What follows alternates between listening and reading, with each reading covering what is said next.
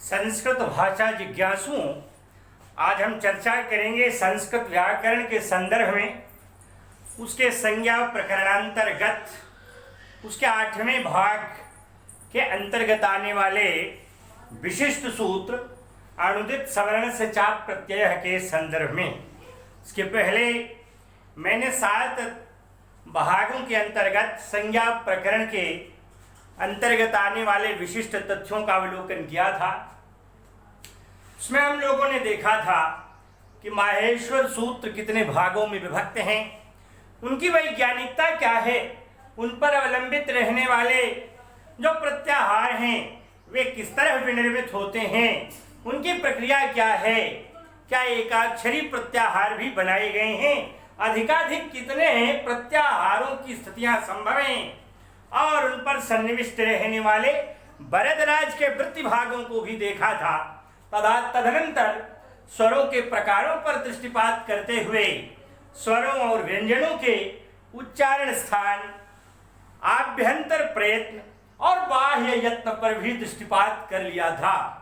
यद्यपि तुल्यास्य प्रयत्नम सवर्णम एक महत्वपूर्ण सूत्र आया था जो विभिन्न प्रतियोगी परीक्षाओं के संदर्भ में प्रायः महत्वपूर्ण है और उससे विविध प्रश्न प्रष्टव्य ही हुआ करते हैं।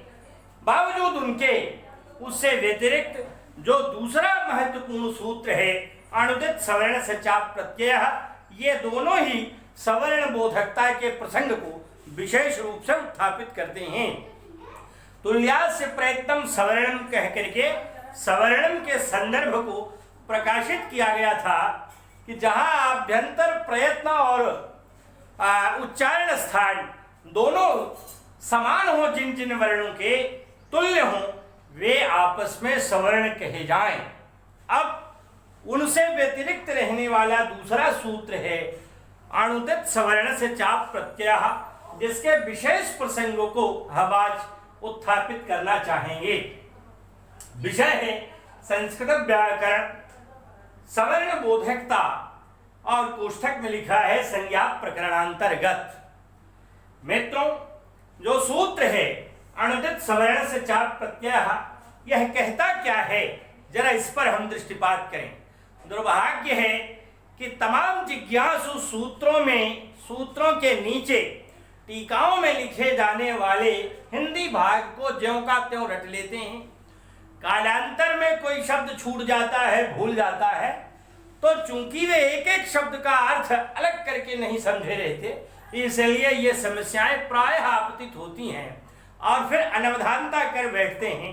तमाम सारे ऐसे स्थल होते हैं जहां विसंगतियां उत्पन्न होती हैं। अतएव हम चाहेंगे कि हर एक सूत्र में सन्निविष्ट रहने वाले प्रत्येक शब्द पर पृथक पृथक दृष्टिपात करें और उनके अर्थावबोध के साथ संपूर्ण सूत्र का अर्थ स्पष्ट करें। 11वें नंबर का ये सूत्र है जिसको भरद्वाज ने अपनी लक्ष्य सिद्धांत कौमुदी में रखा है। ये बात मैंने पहले बताई है कि लक्ष्य सिद्धांत कौमुदी में जो सूत्रों का क्रम है वह भरद्वाज के अनुसार है और सबसे पहले ही उस क्रम को उन्होंने स्थापित कर दिया है। सूत्रों के बाद का जो क्रम उन्होंने दिखाया है वह पाणिनीय अष्टाध्यायी से लिया गया है। सूत्र है अनुदित सवर्ण से चाप प्रत्यय, उसके पहले 11 नंबर लिखा गया है। ये भरद्वाज कृत लक्ष्य सिद्धांत कौमुदी का नंबर है, यह उनका अपना नंबर है। और उसके बाद उसके अंत में लिखा गया है 1168। ये 1168 का मतलब है कि पाणिनीय अष्टाध्यायी के प्रथम अध्याय के प्रथम पाद का 68वां सूत्र है।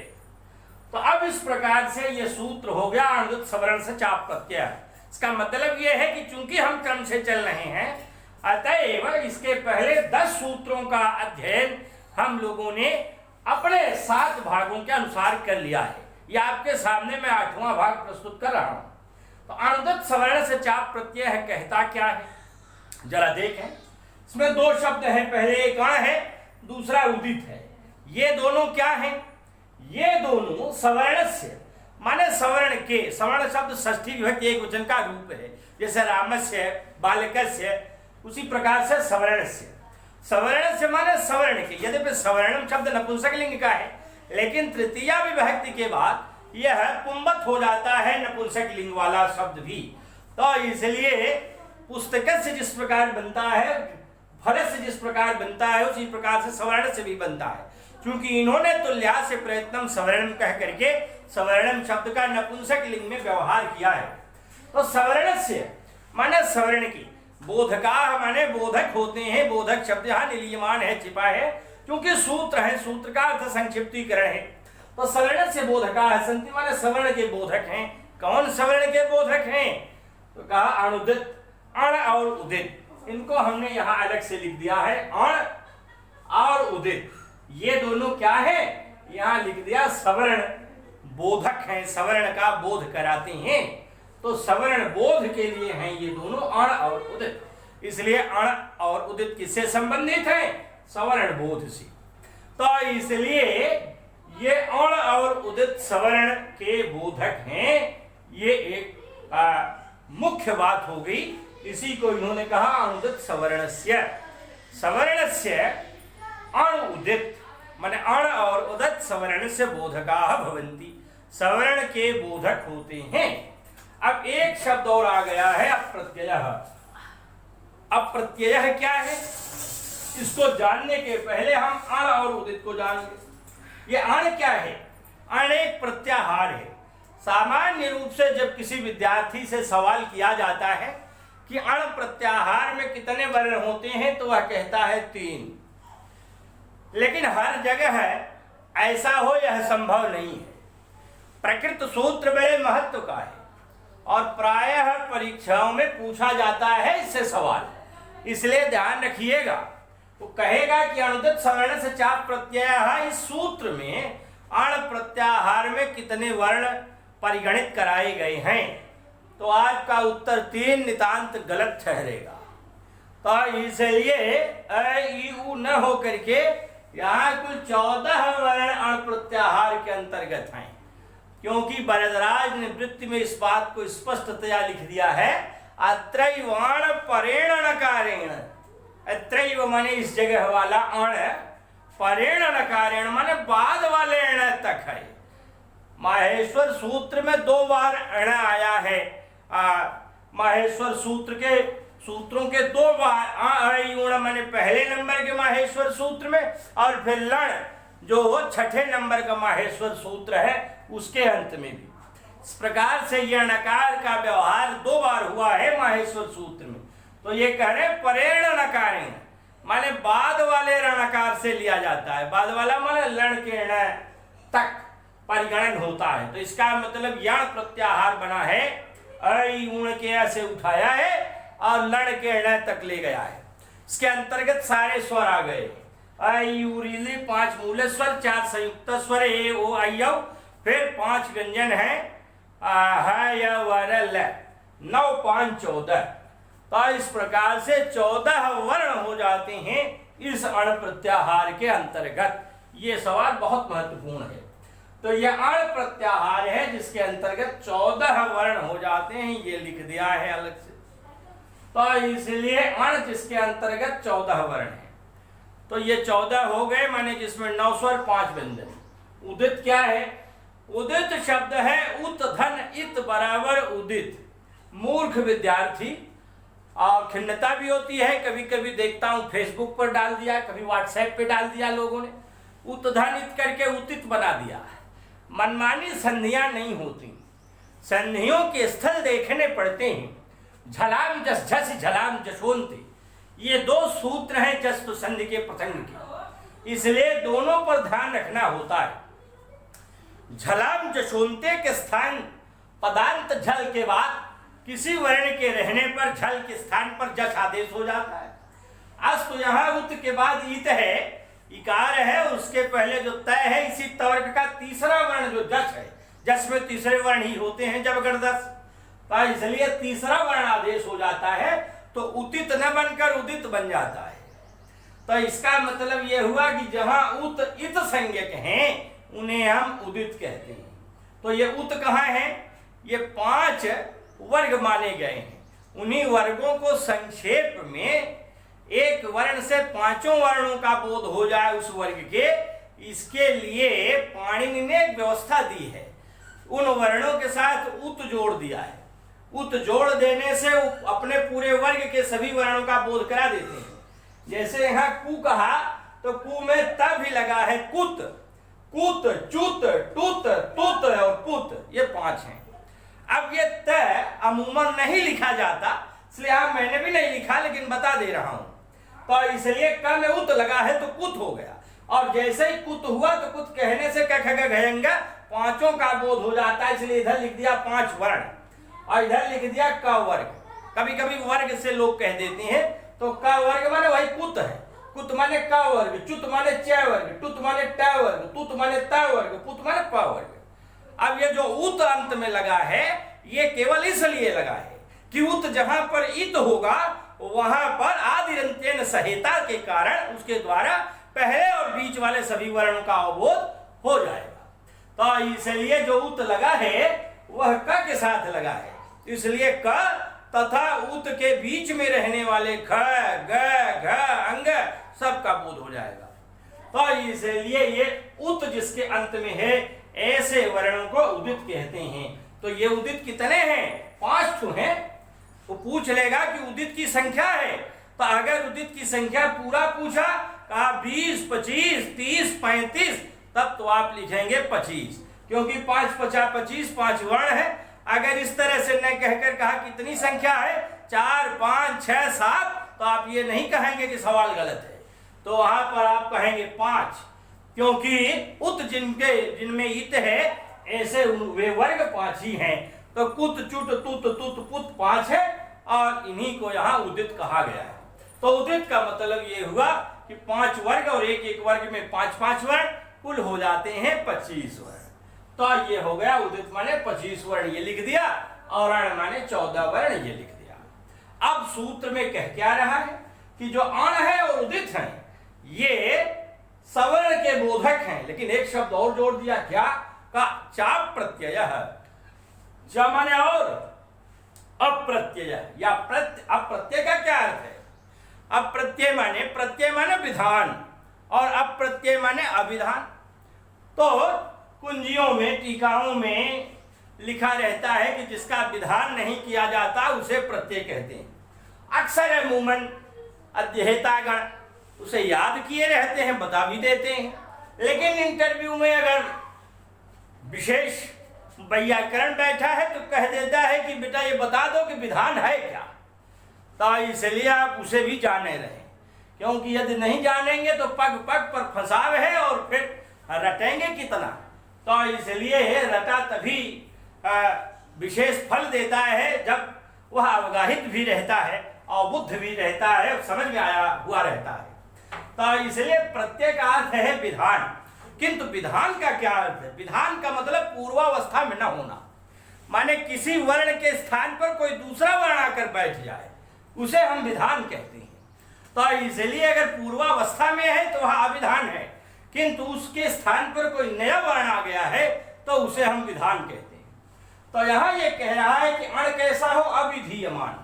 अविधीयमान मतलब यहाँ कोई दूसरा वर्ण आदिष्ट न हुआ हो, तो इसलिए अविधीयमान अवस्था वाला अण, अर्थात ये 14 वर्ण जिनमें 9 स्वर और 5 व्यंजन है और ल है, ये 14 जब अपनी पूर्वावस्था में, मूल अवस्था में विद्यमान हो, अविधीयमान हो, इनके स्थान पर कोई दूसरा वर्ण ना आया हो, तब ये आपस में सवर्ण कहे जाएंगे। और जो उदित है ये चाहे मूल हो और चाहे विधान से युक्त ही हो, दोनों ही स्थितियों में इन 25 वर्णों के इन जो ये उदित है ये अपने अपने सवर्ण के अवबोधक होते हैं। यही बात ये सूत्र कहता है। अब कभी कभी विद्यार्थियों में ये भी भ्रांत अवधारणा रहती है और दुर्भाग्य है, खिन्नता होती भी है, लेकिन टीकाकारों को हम कुछ कह नहीं सकते। अब प्रत्यय है जो शब्द है, इसके साथ जब लिखते हैं तो अविधीयमान अण और उदित सवर्ण के बोधक होते हैं, ये लिख देते हैं। ये क्लियर करने की बात होती है कि अविधीयमान कहीं कामन तो नहीं हो गया दोनों के साथ, क्योंकि अक्सर ऐसा होता है।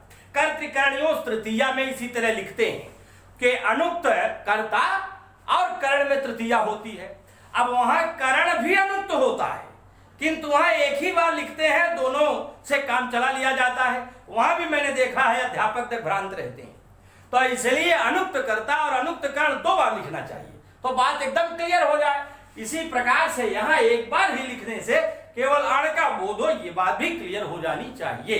तो इसलिए मैं बता दे रहा हूं कि अब अविधीयमान अण और विधीयमान अथवा अविधीयमान दोनों स्थितियों वाला उदित सवर्ण से बोधका भवन्ति, सवर्ण के बोधक होते हैं। ये बात हमने इसीलिए अलग से लिख दी कि अण कोष्ठक में अविधीयमान, इनकी संख्या है 14, ये सवर्ण बोध कराते हैं, अपने अपने सवर्णों के बोधक होते हैं। सवर्ण माने समान वर्ण, सदृश वर्ण। और उदित चाहे विधीयमान हो चाहे अविधीयमान, इसलिए कोष्ठक इनके सामने नहीं खींचा गया, ये भी अपने अपने सवर्णों के बोधक होते हैं। यही इतनी बात यह सूत्र कहता है। इसमें यही दो बारीकियां हैं। कौन सी बारीकियां हैं, क्या सूक्ष्मताएं हैं, जरा पुनः इनका अलग अलग करके हम अवलोकन कर लें। अण है, अण में कुल 14 वर्णों को साफ साफ लिख दिया गया है व्हाइट बोर्ड में। पहला वर्ण है अ। ये अ आरंभ में ही बताया गया था स्वर भेद के प्रसंग में, उकालो झस्व दीर्घ प्लुता। तो यहाँ उच्च उच्च उच्च मैंने एक मात्रा काल हर्ष, 2 मात्रा काल दीर्घ और 3 मात्रा काल प्लुत, इस प्रकार से काल पर आधारित रहने वाले 3 विभाग थे। फिर उदात्त, अनुदात्त और स्वरित, जो 3 साउंड पर, ध्वनि पर आधारित रहने वाले 3 विभाग किए गए थे। ये तीनों के थे, ह्रस्व के भी, दीर्घ के भी और प्लुत के भी, 3 त्रिक का 9। और फिर अनुनासिक और अननुनासिक के भेद से 9 2 प्रकार के होकर कुल 18 प्रकार के हो गए थे। वही 18 प्रकार वाले भेदों की बात यहाँ की जा रही है। तो कहा अण में ये कुल आते हैं, ये 9 स्वर रखे गए हैं और उसके बाद 9 के बाद ह, य, व, र, ल 5 व्यंजन भी हैं, तो कुल 14 हो जाते हैं। अभी आगे बताता हूं, कुछ छूटे भी हैं। 18 प्रकार का होता है, ये वहां आई है बात। तो इसका मतलब ये हुआ इन 18 में कोई भी एक अ कह दिया गया तो बाकी का 17 भी यहाँ अवबुद्ध हो जाता है, अर्थात तो 18 अ को खड़ा कर देता है। तो इसलिए किसी भी एक अ के कह देने से 18 अ का बोध हो जाता है। यही है सवर्ण बोधकता। तो अ चूंकि 18 प्रकार का है, किसी भी एक अ को कह देने से शेष उसके सभी भेद प्रभेद भी अवबुद्ध हो जाते हैं। वहां उनके सभी सवर्ण माने समान वर्ण उनके यही हैं। अब इसका मतलब यह नहीं कि अ कह देने से ई खड़ा हो जाएगा, वो खड़ा हो जाएगा और स्वर आ जाए, वो अपने जो उसके भेद प्रभेद हैं वही आएंगे। इसी तरह ये भी है, इसके भी 18 भेद हैं। इसके भी एक कह देने से कोई चाहे छोटी कहिए, चाहे बड़ी, चाहे मझली, कुछ भी आप कहिए, वो सभी भेद उसके आ जाएंगे।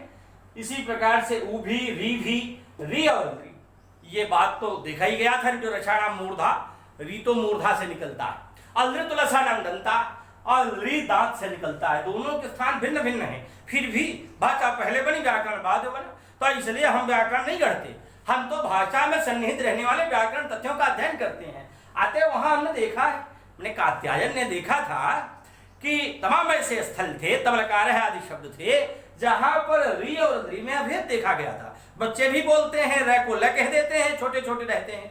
तो इसलिए धीरे धीरे उनमें और स्वच्छता आती जाती। दक्षिण भारत वाले तो आजकल री को रू कह रहे हैं, संस्कृत को संस्कृत कह रहे हैं। उसके लिए क्या कहा जाए, तो जब री को रू कहते हैं तो रू को क्या कहते हैं। तो इसलिए ये जो री और री हैं, ये दोनों भले ही भिन्न भिन्न उच्चारण स्थल वाले हैं, बावजूद उसके ये चूंकि आपस में सर्वाधिक निकट संबंध बनाते हैं, अतएव री री वर्णयोर मिथा सावर्ण वाच्यम कह करके वार्तिककार कात्यायन ने दोनों को ही पारस्परिक रूप में सवर्ण कह दिया है। ये आपस में सवर्ण संज्ञक हैं। अतएव ये री जो 18 प्रकार का है और री के जो दीर्घ भेद है 6 नहीं होते, इसलिए 12 प्रकार का है। ये दोनों इकट्ठे हो जाते हैं, इसका 18 इसका 12, 18 12 30। तो इसलिए भी 30 का बोधक होता है। और ये जो री है ये भी 18 री का ले लेता है, 12 इसका, तो 18 12 30 का बोधक ये भी होता है। ध्यान रखने की बात है, ये एक विशिष्ट सवाल है। ये हल्के परीक्षा में भी आता है, मझले में भी आता है, बड़े में भी आता है। तो इसलिए इस पर ध्यान रखने की जरूरत यह है कि जब कहेगा कि री कितने प्रकार का होता है तो आप कहेंगे 18। जब कहेगा कितने भेद होते हैं इस री के तो कहेंगे 18।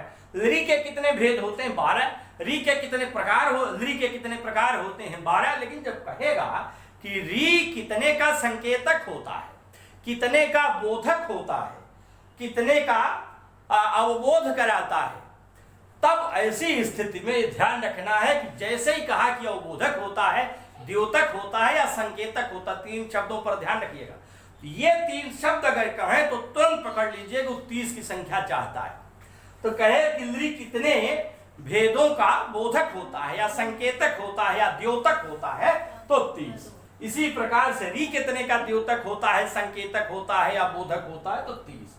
तो ये 3 शब्द घिसे पिटे पूछे जाते हैं आजकल, तो द्योतक, संकेतक और बोधक, ये 3 अगर पूछे जाए तो 30 की संख्या। और प्रकार और भेद अलग अलग पूछा जाए तो भाई इसके 18, इसके 12। तो अब ये कह दिया कि अगर री कितने का अवबोध कराता है इस सूत्र के हिसाब से तो 30, री कितने का अवबोध कराता है तो 30।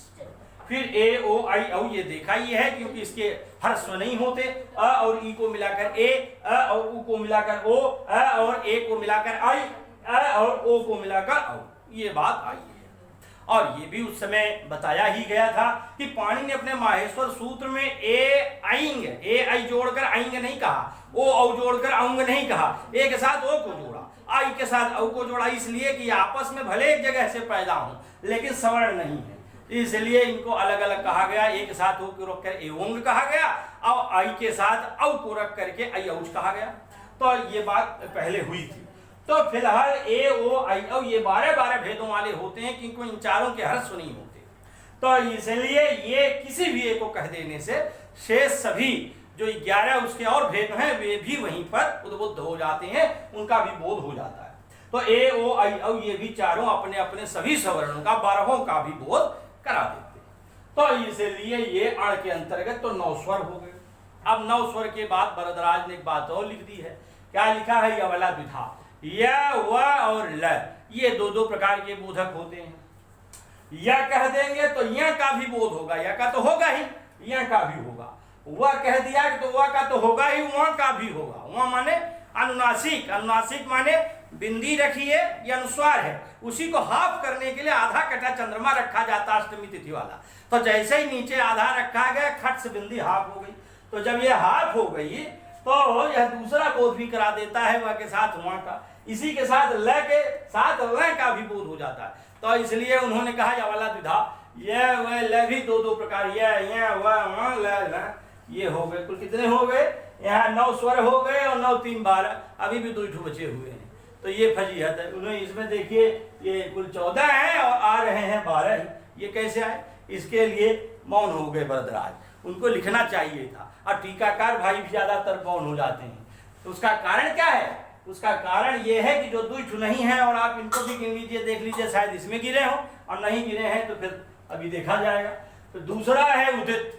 उदित कहते हैं उत और इत, माने ये बता चुका कि जिनके अंत में उत उत है, अगर ये इत संज्ञक है तो उदित कहलाते हैं। 5 वर्ग हैं इनके, कुत चुत टुत तुत पुत, और कुल इनके संख्या है इनकी 25, ये लिख दी गई है 25। माने ये कि अगर क ख ग घ अंग में कोई एक वर्ण आ गया तो शेष के चारों भी ज्ञातव्य हो जाएंगे, समझ में आ जाएंगे। का आया तो ख भी खड़ा, ग भी खड़ा, घ भी खड़ा, अंग भी खड़ा। तो इसलिए अब मिलाइए कि कौन सबसे ज्यादा करीब है उस वर्ण की जगह पर। जैसे वाक धन हरि ही है तो ह के जगह पर क ख ग घ अंग, इन 5 में से कौन सबसे ज्यादा करीब होगा ये समझना पड़ेगा। तो इसलिए मैचिंग बैठाई जाती है उच्चारण स्थान से, आभ्यंतर प्रयत्न से, बाह्य यत्न से, तो मिल जाता है वाक घरी ही, बाड़ी का शेर। तो इसलिए वहां घर सर्वाधिक करीब बैठता है। तो इसलिए जैसे ही कुत कहा तो इसका मतलब क ख ग घ अंग 5 का बोध, चुत कहा तो च छ ज झ य 5 का बोध। तो मतलब एक वर्ण से अन्य जो 4 वर्ण हैं उनका भी अवबोध हो जाता है, सभी का अवबोध बराबर करा दिया जाता है। तो इसलिए उदित माने ये 5 वर्गों के जो वर्ण हैं परस्पर ये ज्ञात हो जाते हैं, इनका भी बोध हो जाता है। तो ये सवर्णों के बोधक होते हैं। ठीक है। तो अब ये 25वें माहेश्वर सूत्र में देखा है, यमंगणनम के इया माने 5वें वर्ण से शुरू हुआ है, 5 वर्गों के 5वें वर्ण, फिर चौथे वर्ण, तीसरे वर्ण, दूसरे वर्ण, पहले वर्ण, यमंगणनम झमाई घड़दस जब गड़दस चढ़ता कपय, कपय के यह तक ब्लॉक हो गए, कुल 25 हो गए। तो इसका मतलब यमंगणनम की इया से शुरू किया और कपय के या तक, उल्टे क्रम, सिंधी वर्णमाला का उल्टा उल्टा, पांचों वर्गों पांचवा पांचवा, पांचों वर्गों चौथा चौथा, पांचों वर्गों तीसरा तीसरा, पांचों वर्गों दूसरा दूसरा, पांचों वर्गों पहला पहला, कुल हो गए 5 5 25। तो ये 25 वर्ण ये हो गए जिनको उदित कहते हैं। अब मिला लीजिए 25 और 14, 25 10 35 4 39। अब कुल हैं कितने स्वर व्यंजन? स्वर व्यंजन आप ही लोगों ने तो बताया था कि 33 कुल व्यंजन है 2 बार आया, एक ही बार गिना जाएगा पहली बार वाला। तो कुल 33 व्यंजन हो गए, 9 स्वर हो गए, 33 9 42, 33 9 42 संख्या होती है और इसमें कुल 39 है। तो 39 3 42 माने ये 3 वर्ण कहाँ गए भाई? तो इसलिए 3 वर्ण कहाँ नहीं आए? तो यहाँ ये देखा गया था कि यह वाला वाला 5 थे, 5 में यहाँ पर 3 ही आए, 2 नहीं दिखाई पड़े थे। तो फिर कहाँ चले गए? तो उसके लिए ध्यान रखिएगा, यहाँ भरद्वाज ने लिखा नहीं क्लियर, लेकिन मैं लिख दे रहा हूँ। रेफोष्मणम सवर्ण है ना संत, जो रेफ र और ऊष्म वर्ण, ऊष्म माने गरम, गरम क्या इनमें कोई गर्मी के पदार्थ नहीं लगे होते, आपके शरीर से ही जठराग्नि से निकलने वाली जो प्राण वायु है ज्यादा बाहर आती है, इसलिए जब ज्यादा हवा अंदर की गर्म वाली बाहर आएगी तो फिर ऐसे वर्णों को ऊष्म वर्ण या गर्म वर्ण कहा जाता है। 4 हैं, शल ऊष्माण स है, तो इसलिए सल सल सल सलह रूप चलता है, वहां सल ऊष्माण है, सल माने सलह है, वो विसर्ग लुप्त हुआ है, भो भगो अगो अपूर्व से उससे, क्योंकि ऊष्माण वहां प्रथमा विभक्ति बहुवचन का रूप है, इसलिए वहां सलह भी प्रथमा विभक्ति बहुवचन का रूप है। तो इसलिए 4 वर्ण वहां है, स है, ये चारों ऊष्म वर्ण है, इनके सवर्ण नहीं होते, माने वो अपने स है, ये चारों वर्ण अपना अकेले ही रहता है। स का स ही, मूर्धन्य स का विषय, ह का ह ही, और एक है र, माने र का भी सवर्ण नहीं होता। तो जब इन चारों वर्णों का माने स है 4 एक र 5 वर्णों का जब सवर्ण नहीं होता तो इनके यहाँ तो सवर्ण की बात करनी ही है, अनुदित सवर्ण शाप प्रत्यय है, तो फिर इन वर्णों का जिक्र क्यों करें? तो इसलिए 5 वर्णों का नाम यहाँ इन्होंने नहीं लिया, तो नहीं लिया, तो इसलिए कुल इतने ही वर्ण रह जाते हैं। तो यहाँ जो ह या व 5 आ रहे थे लण के अण तक गिनने पर, अण के अंतर्गत 14, इनमें से ह कट गया और र कट गया यहाँ, और बाकी स की बात किए ही नहीं, वो तो अंत में आते हैं, 3 कट ही गए। तो इसलिए यहाँ अण के अंतर्गत ये भी पूछ सकता है कि जो अविधीयमान अण होते हैं और अपने सभी सवर्णों का के बोधक होते हैं, इनमें कितने वर्ण सवर्ण बोधक नहीं होते? हायर एजुकेशन का सवाल और यूजीसी का सवाल, तो उच्च स्तरीय परीक्षाओं में ये सवाल, कभी कभी इंटरव्यू के सवाल बन जाते हैं। तो ये ध्यातव्य बिंदु है कि ये ह और र वहाँ 2 ऐसे हैं जिनके सवर्ण नहीं होते, अतः उनके सवर्णत्व की बात यहाँ की भी नहीं गई है। इस प्रकार से अनुदित सवर्ण से चाप प्रत्यय सूत्र कहता है कि अविधीयमान रहने वाला अण और उत जिसमें इत संज्ञक है, ऐसा उदित अपने सवर्ण से बोधका भवन्ति, सभी सवर्णों के बोधक होते हैं। ये बात कही गई है। एक उदाहरण के साथ, समय सापेक्ष चलना चाहता हूं, परंतु कभी कभी ज्यादा समय हो जाता है कि बातें एक सूत्र में भी इतनी ज्यादा हो जाती हैं कि समय कुछ बढ़ ही जाता है। तो जरा देख लें इसको भी शीघ्रता में। सुधी धन उपास्य है, सुधी के अंत में दी गई है, बाद में उपासिका उ है, हम संधि करना चाहते हैं, और वहां जो इको सूत्र है वो कहता है इकह, इकह माने इक के स्थान पर, षष्ठी विभक्ति एक वचन का रूप है, इको इकह करके रूप चलता है। संधि पढ़ाने लगूंगा तो वहां बताऊंगा। तो जो इकह है यहाँ इक ई उ री के स्थान पर या माने या व र 4 आदेश हो जाए, अच माने स्वर बाद में रहे अगर तब, तो अच अच वच रूप चलता है। यहाँ अच सप्तमी विभक्ति एक वचन का रूप है, यहाँ यण यण रूप चलता है, यण प्रत्याहार में प्रथमा विभक्ति एक वचन का रूप है। तो यहाँ इकह माने ई उ री के स्थान पर या व र क्रम से हो जाए, तो जो ई है इसके स्थान पर यह है, यहाँ तो छोटी ही लिखी गई है, परंतु यहाँ तो बड़ी ही है, हमने अलग भी लिख दिया है, तो आप भ्रांत हो सकते हैं। इसी के लिए यहाँ ये काम करता है सूत्र अनुदित सवर्ण चाप प्रत्यय, चाहे छोटी हो, चाहे मझली हो, चाहे बड़ी, ये चाहे जिस भी भेद वाली हो, किंतु अपने सभी भेदों का बोध करा देती है। तो यहाँ चाहे मझली ही आई, लेकिन अपने सभी प्रकार के ई को इसने खड़े कर दिया, इसलिए अब चाहे जो भी हो उसके स्थान पर यण आदेश हो जाएगा, यह हो जाएगा। बस यही कारण है कि इसकी ई के जगह यह हो जाता, अन्यथा केवल छोटी ई के जगह पर ही यह होता। तो इसलिए यह आ गया और बन जाता है शुद्ध उपास्य। अब ये भी कह सकते हैं कि जो यह है इसका भी तो दूसरा होता है यह, उसका भी तो बोध कराता है। इसलिए जो शुद्ध उपास्य बनाते हैं उसको शुद्ध ध्युपास्य भी बना सकते हैं। माने यह उसमें आधा कटा चंद्रमा और बिंदी चढ़ाकर भी बना सकते हैं, ऐसा नहीं हो सकता। इसलिए कि यहाँ ये कह रहा है अविधीयमान, माने ये जो इक है ये अपनी पूर्वावस्था में है, इसलिए सभी सवर्णों का बोध कराएगी। किंतु जो यह है ये तो आया हुआ है, बाद में लाया गया है, तो इसलिए जो लाया जाएगा तो विधीयमान हो जाएगा। तो इसलिए यह अविधीयमान होना चाहिए अण, और ये अण के अंतर्गत यह है, किंतु ये विधीयमान है। अगर इको यणच कह रहा है तो ये यण लाया जा रहा है, आदिष्ट हो रहा है, इसका आदेश किया जा रहा है, तो विधीयमान हो गया। विधीयमान हो गया तो जो कहा जाए बस वही वर्ण वहां आएगा, अब उसका सवर्ण नहीं आएगा। इसलिए यहाँ केवल यह आता है, यह नहीं आता।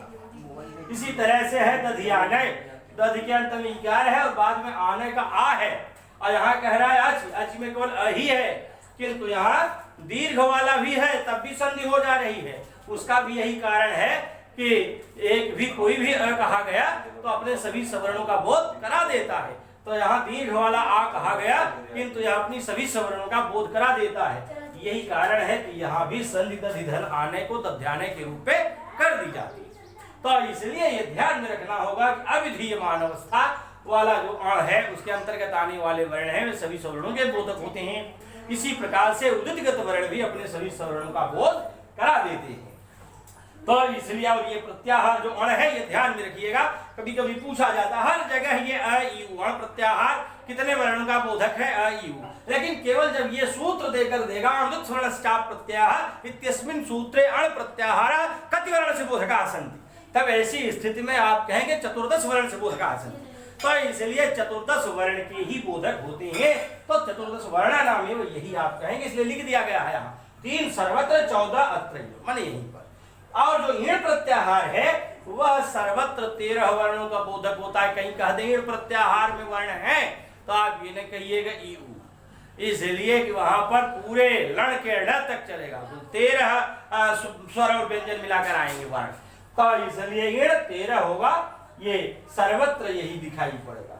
तो इसलिए अत्रैव केवलम इसका संबंध है, इसलिए जोड़ दिया गया है। तो अब ये बात लगभग फिट हो जाती ही, यह एक संज्ञा सूत्र है। 11 सूत्र को अब तक बताए हैं और 11 में केवल एक ऐसा है तस्य लोपः जो विधि सूत्र है, और बाकी के सारे सूत्र संज्ञा सूत्र ही हैं। तो इसलिए अनुगत सवर्ण से चाप प्रत्यय माने अप्रत्यय वाला, अप्रत्यय प्रथमा एक वचन का रूप है, अण प्रथमा एक वचन का रूप है, दोनों एक साथ कनेक्ट हो जाते हैं, जुड़ जाते हैं, क्योंकि विशेषण विशेष एक केवल एक वचन में होते हैं। तब प्रत्यय प्रत्यय प्रत्यय अण अण अण, तो इसलिए अप्रत्यय माने अविधीयमान अण और उदित, उदित भी प्रथमा एक वचन में है, उदित उदिता उदिता रूप चलता है, उदित, ये दोनों ही सवर्ण से बोधका सन्ति माने सवर्ण के बोधक होते हैं, अपने अपने सदृश वर्णों का बोध करा देते हैं। ये इतनी बात यह सूत्र कहता है। तो इसलिए मैंने प्रयास किया जो भी 25-30 मिनट हुआ इसके अंतर्गत ये एक सूत्र में सन्निहित रहने वाली कई बातें ऐसी हैं जो अत्यंत गंभीर प्रकृति के हैं, और विभिन्न बड़ी परीक्षाओं में ये प्रश्न अच्छे विद्यार्थियों को भी फंसाने के लिए पर्याप्त होते हैं, इसलिए फंसाव न हो इसको ध्यानांकित करते हुए मैंने प्रयास किया कि जो सूक्ष्म बिंदु हैं उन्हें भी उद्घाटित कर दिया जाए। तो इस प्रकार से संज्ञा प्रकरण के अंतर्गत आने वाले अब तक 11 सूत्रों की बात हो चुकी है। अब आगे कुछ 4-5 सूत्र है, यद्यपि वे बहुत बड़े नहीं हैं, मुझे लगता है 1 भाग या 2 भाग के अंतर्गत संज्ञा प्रकरण पूर्ण हो जाएगा। तो इस प्रकार से मैं आशा करता हूं कि श्रोतागण इन विशिष्ट बिंदुओं पर जरूर ध्यान रखेंगे और पीछे जो भाग गए हैं उनके साथ सन्निकर्ष बैठाते हुए, सानी बैठाते हुए आगे के प्रकरणों पर भी विशेष दृष्टिपात करेंगे। इन्हीं शब्दों के साथ वाणी को विराम। धन्यवाद।